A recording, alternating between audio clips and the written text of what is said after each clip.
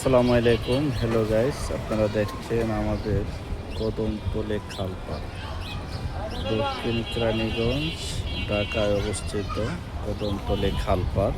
এই খালটা অনেক পুরনো হলেও ময়লায় আবর্জনা পড়ে, ময়লা স্তূপগুলো যদি আপনারা দেখেন একদম ভরপুর হয়ে গেছে। যেখানে খাল আর পরিণত নয়, সেটা একটা রাস্তা আকারে হয়ে গেছে। রাস্তাটা, এই যে রাস্তা রাস্তা মনে হচ্ছে এই খালটা আর খাল নেই, রাস্তায় পরিণত হয়ে গেছে। যেদিকে তাকাবেন সেদিকে শুধু ময়লা আর ময়লার স্তূপ জমে আছে।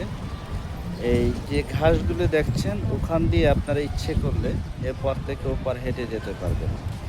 তো যাই হোক, পরিশেষে বাংলাদেশ সরকারের প্রধান উপদেষ্টা এবং ম্যাডাম রেজওয়ানা চৌধুরী বর্মা, ওনার তত্ত্বাবধানে সেনাবাহিনীর আন্ডারে এই কাজটা হতে যাচ্ছে।